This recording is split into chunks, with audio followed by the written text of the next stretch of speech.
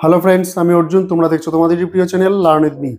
তো তোমরা কম বেশি সকলেই অলরেডি জেনে গেছো যে পশ্চিমবঙ্গে বিভিন্ন তোমার হচ্ছে গিয়ে জেলায়, অর্থাৎ সমস্ত জেলায়, অ্যাকচুয়ালি সমস্ত জেলায় তোমাদের হচ্ছে গিয়ে জিপিগুলোতে, তোমার যে গ্রাম পঞ্চায়েতের তোমার হচ্ছে অফিসে, পঞ্চায়েত সমিতিতে বিভিন্ন পোস্টে তোমাদের কিন্তু নিয়োগ হতে চলেছে। তার জন্য অলরেডি 27 তারিখ নোটিফিকেশন বেরিয়ে গেছে। সেটা নিয়ে ইউটিউবে একদম প্রচুর ভিডিও, তোমরা সব কম বেশি সকলে জেনে গেছো। এবার প্রশ্ন হচ্ছে কি, তাহলে আজকে আমার ভিডিওটা কি জন্য? প্রশ্নটা হচ্ছে কি, এই ভিডিওটা এই জন্য যে তোমরা প্রত্যেকেই কম বেশি প্রশ্ন করছো যে তোমরা হচ্ছে গিয়ে একটা ডিস্ট্রিক্ট থেকে আরেকটা ডিস্ট্রিক্টে গিয়ে অ্যাপ্লাই করতে পারবে কিনা, সেটা প্রশ্ন। এবার অনেকেরই প্রশ্ন হচ্ছে সিলেবাসটা কি রয়েছে, সেটা সম্পর্কে জানার একটা ব্যাপার। তো আজকের ভিডিওটা মূলত এই ব্যাপারে যে তোমাদের হচ্ছে গিয়ে সিলেবাসটা কি হতে পারে, আর তোমাদের এক জায়গা থেকে তোমরা অন্য জায়গায় গিয়ে অ্যাপ্লাই করতে পারবে কিনা, এই সমস্ত জিনিসগুলো নিয়ে একটু খুঁটিনাটি তোমাদের আলোচনা। তো কেউ ভিডিওটি স্কিপ করবে না, শেষ পর্যন্ত অবশ্যই দেখবে। চলো শুরু করছি। তোমাদের বলে রাখি, গ্রাম পঞ্চায়েতের যে এক্সাম 2024 সেটা নোটিফিকেশন বেরিয়ে গেছে, তোমরা সকলেই জানো। তো সেখানে নোটিফিকেশন একটা বেসিক কয়েকটা ইনফরমেশন বলে দিই তবুও। ভ্যাকান্সি আছে 6652টা, এখানে পঞ্চায়েত সমিতির জায়গাটা বাদ দিয়ে, ঠিক আছে। এবার সেখানে রয়েছে এজ রয়েছে 18 থেকে 40 বছর বয়স, তোমরা সকলেই জানো। সেখানে 5 বছর রয়েছে এসটিদের জন্য, 3 বছর রয়েছে হচ্ছে গিয়ে ওবিসিদের জন্য ছাড় রয়েছে, তোমরা সকলেই কম বেশি জেনে গেছো। কোয়ালিফিকেশন কি, 8 পাস থেকে শুরু করে বিএ পাস পর্যন্ত সকলেই যারা রয়েছে প্রত্যেকে অ্যাপ্লাই করতে পারবে। এটা একটা বিশাল বড় অপরচুনিটি তোমাদের জন্য, ঠিক আছে।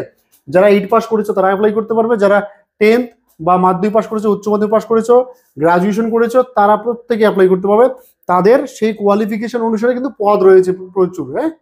তো সেদিক থেকে আমাদের একটা বিশাল বড় সুযোগ রয়েছে, সেই সুযোগটাকে হাতছাড়া করা যাবে না। প্রত্যেকে নোটিফিকেশন দেখার পরে, হ্যাঁ, তোমাদের হচ্ছে গিয়ে কি থাকবে কি থাকবে না এটা নিয়ে চিন্তা করছো। পরীক্ষা কবে হবে নাকি পরীক্ষা হবে না কি, অনেকে ভাবছো যে বিভিন্ন হচ্ছে গিয়ে ফেয়ার আনফেয়ারের ব্যাপারগুলো ভাবছো, যে তোমাদের ঘুষে তোমার চাকরি হবে, আমাদের পরীক্ষা আদৌ ঠিকঠাক হবে কিনা, পরীক্ষা দিয়েও কোনো লাভ হবে না, এর আগেও তোমাদের হচ্ছে গিয়ে এরকম করে নিয়োগ হয়েছে।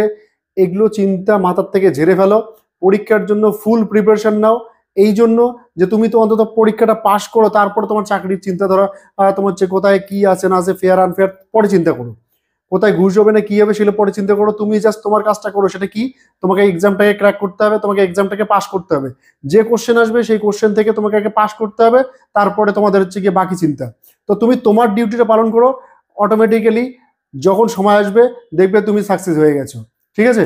এবার কথা হচ্ছে গিয়ে আজকের থেকে তোমরা রেডি হয়ে যাও, প্রত্যেকেই যে যার মতো করে বইপত্র গুছিয়ে নাও এবং সিরিয়াস ভাবে পড়তে শুরু করে দাও।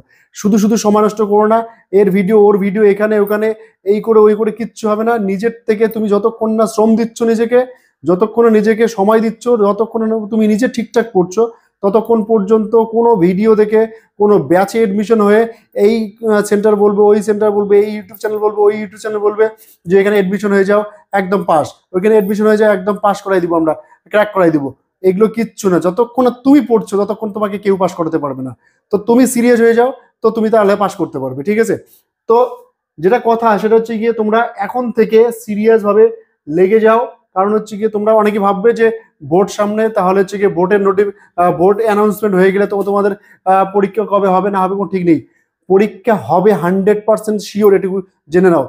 পরীক্ষা হবে জন্যই নোটিফিকেশন দিয়েছে, ঠিক আছে। এবার কথা হচ্ছে গিয়ে নোটিফিকেশন দেওয়াটা বড় কথা না, বড় কথা ভোটের আগেই এই সমস্ত জিনিসগুলো হয়। এটা তোমরা কম বেশি অনেকে জানো, যারা জানো না জেনে নাও। ভোটের আগেই এই স্কোপগুলো আসে, আর এই স্কোপগুলোকে তোমরা যারা কাজে লাগাতে পারবে না তারা কিন্তু ঘুরে আবার আফসোস করবে।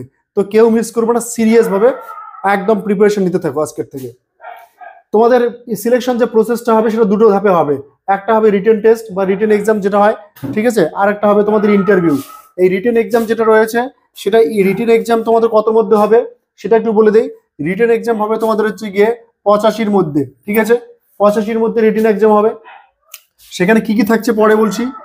আর তোমাদের যে সমস্ত পোস্টগুলো রয়েছে সেই পোস্টের মধ্যে যদি সেখানে ক্রাইটেরিয়া থাকে যে কম্পিউটার চেয়েছে, তাহলে জানবে কম্পিউটারের জন্য সেখানে 5 মার্ক থাকবে।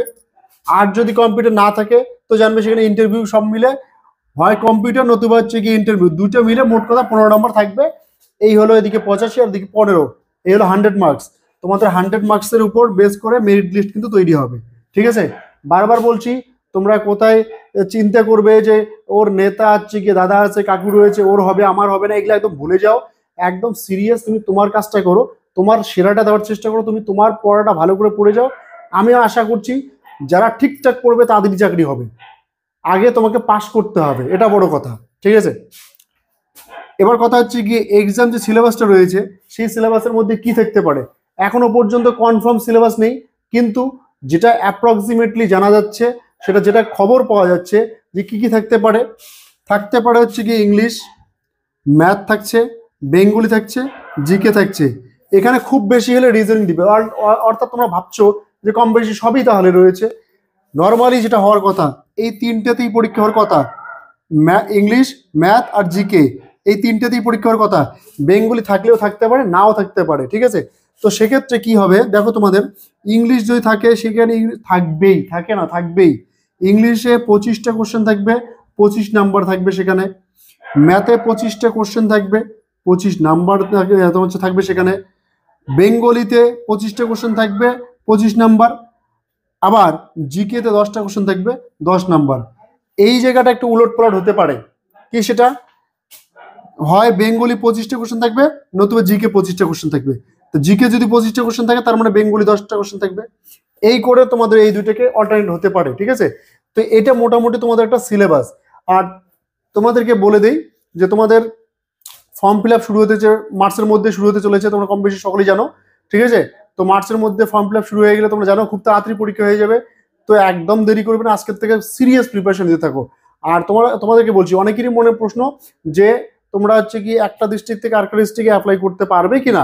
তো তোমাদের বলে দিচ্ছি যে এখনো পর্যন্ত এমন কোনো খবর নেই যে একটা ডিস্ট্রিক্ট থেকে আরেকটা ডিস্ট্রিক্টে তোমরা অ্যাপ্লাই করতে পারবে নাকি পারবে না।